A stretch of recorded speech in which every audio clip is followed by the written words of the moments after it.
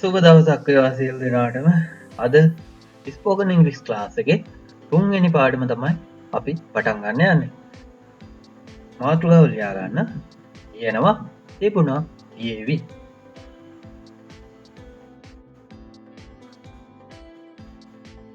සිංහලෙන් අපි තියෙනවා කියලා ආදී ලෙස විවිධාකාර වාක්‍ය අපිට කියන්න පුළුවන්. ඒ වගේම තිබුණා අතීත කාලෙනුත් අපිට වාක්‍ය අපි අතින් ඕන වෙලා කියවෙනවා. ඒ වගේම තියේවි කියනකොට අනාගත කාල වාක්‍ය සිංහලෙන් අපි ගොඩක් කියනවා. අපි බලමු මේ වාක්‍ය කොහොමද ඉංග්‍රීසි වලින් ලියන්න කියලා.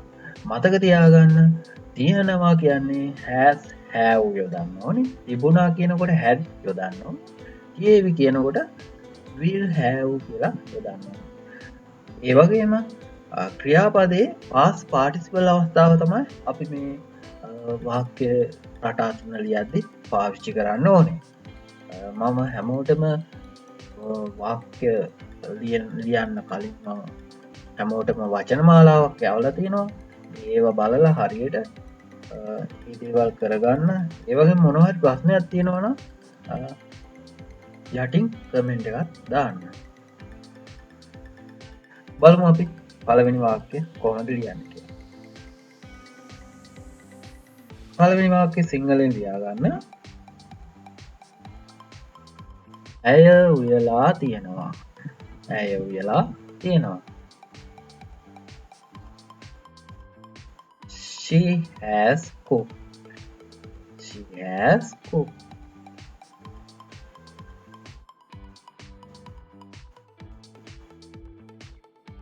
දෙවැනි වාක්‍ය ඇය උයලා තිබුණා.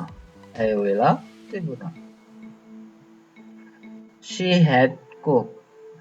She had cooked. තුන්වෙනි වාක්‍ය ලියා ගන්න. ඇය උයලා තියේවි. ඇය උයලා තියේවි.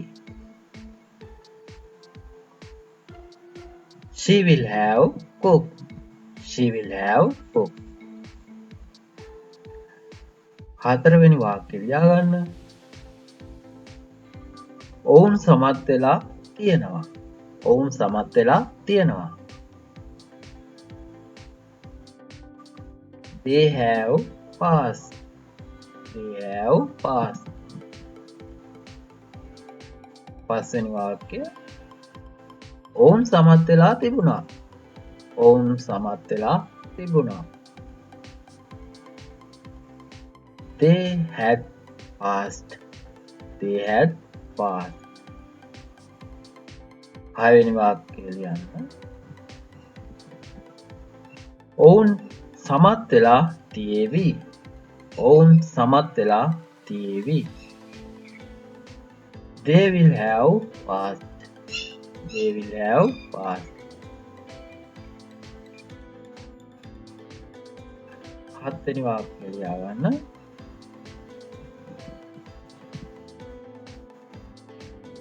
ඇය උගන්වලා තියෙනවා. ඇය උගන්වලා තියෙනවා.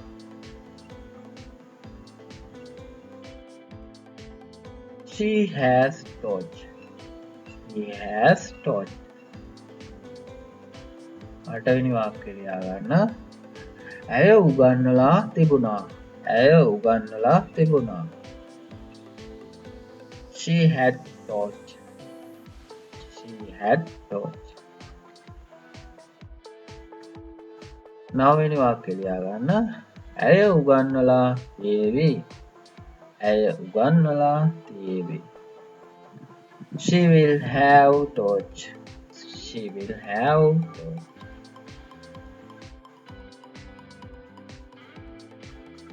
අපි බලමු තවත් වාක්‍ය ඛණ්ඩ කිහිපයක් කොහොමද ඉංග්‍රීසි වලින් ලියන්නේ කියලා.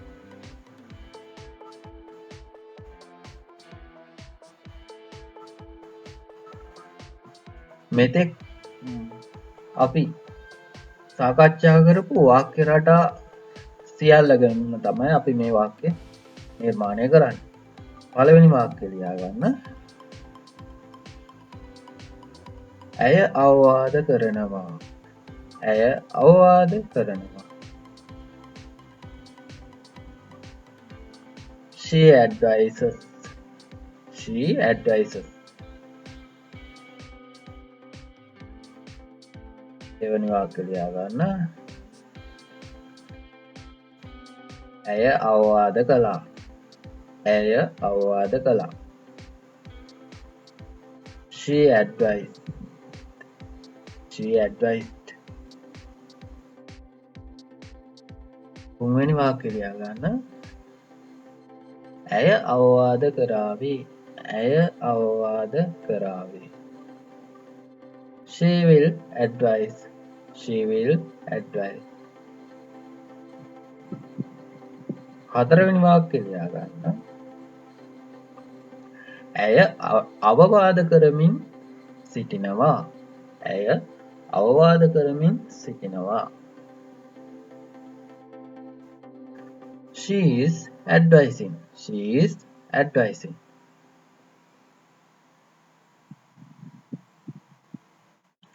ඊළඟ වාක්‍ය.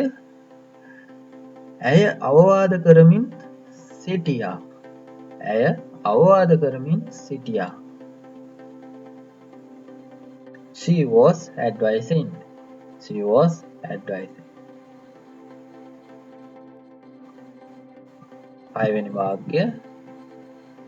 ඇය අවවාද කරමින් සිටීවි. ඇය අවවාද කරමින් සිටීවි. She will be advising. She will be advising. හත්වෙනි වාක්‍ය ලියා ගන්න.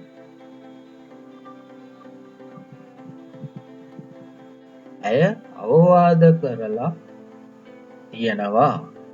ඇය අවවාද කරලා තියෙනවා. She has advised. She has advised.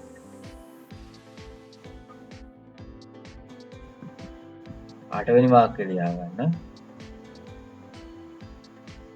ඇය අවවාද කරලා තිබුණා. ඇය අවවාද කරලා තිබුණා. She had advised. She had advised. නවවෙනි වාක්‍ය. ඇය අවවාද කරලා තියේවි. ඇය අවවාද කරලා තියේවි.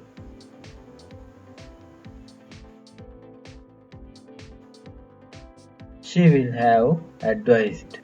She will have advised. අපි තවත් වාක්‍ය කීපයක් සලකලා බලමු.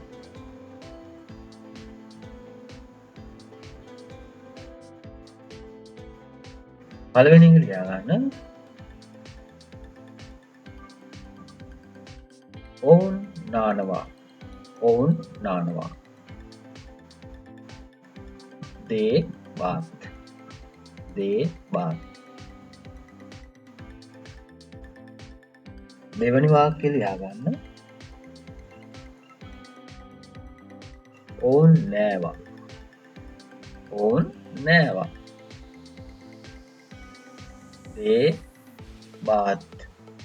They bath. තුන්වෙනි වාක්‍ය ලියා ගන්න. ඔවුන් නාවි. ඔවුන් නාවි. They will bath. They will bath.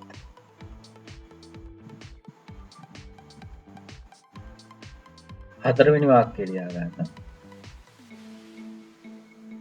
ඔවුන් නාමින් සිටිනවා.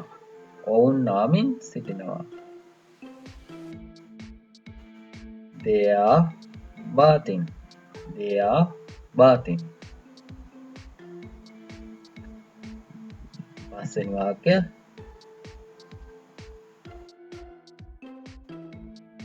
ඔවුන් නාමින් සිටියා. ඔවුන් නාමින් සිටියා. They were bathing. They were bathing.